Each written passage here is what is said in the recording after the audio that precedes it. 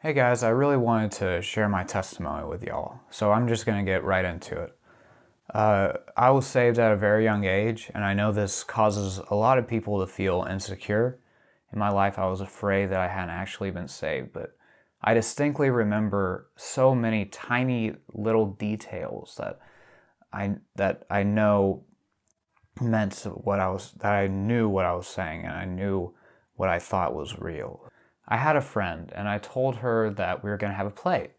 We were going to perform for our parents, and it was going to be the best thing ever. And I know what you're thinking. That's just such a silly thing. Why would anybody care about that? But in the moment when I was a young boy, I thought that this was the biggest thing in the world. I thought nothing was going to top this.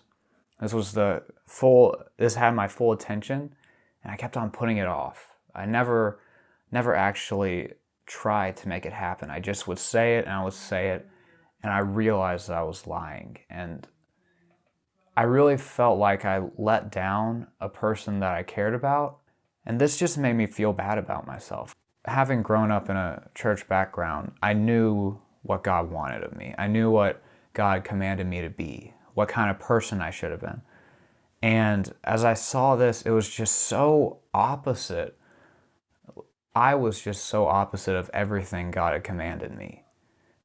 And it really hurt me. And I was crying in my bed one night when my parents came in and they prayed with me, actually, right over there. And I asked Christ into my heart. And I can't tell you that made me a perfect person, because it definitely did not. I still struggle with things like self-loathing and laziness. I still put off things, as you tell. I haven't made a video in a couple months, but I now know that God will forgive me for that, and that I'm a changed person, and I'm gonna go to heaven even despite all my wrongdoing. And it's just amazing that our God would be so willing to save us, even after we do things that violate His law that He has made for us. And I also wanted to say that no matter what your story is, it still means something. It means something to you. It means something to those around you. You don't have to have the story of, I was a heroin addict and a murderer, and then when I found Christ, everything changed and I became a great person or whatever. Though those stories are amazing, you don't need that to be someone who God has called and has made a great plan for. So you can take from that what you will. I have many flaws, but God still loves me. And I think even though my story may be pretty regular, that idea is the most powerful thing there is. So thanks. Bye.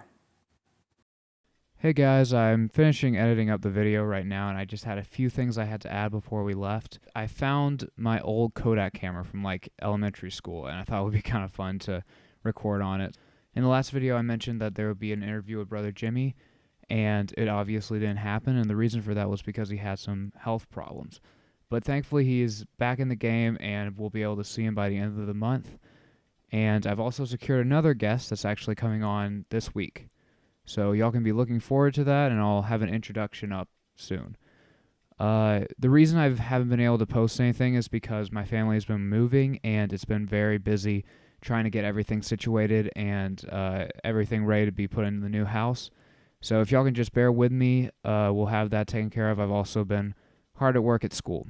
So keep on praying for me. Keep on praying for this show. If you want to see where this is going, consider subscribing. And that's all. I'll see y'all next time. Bye.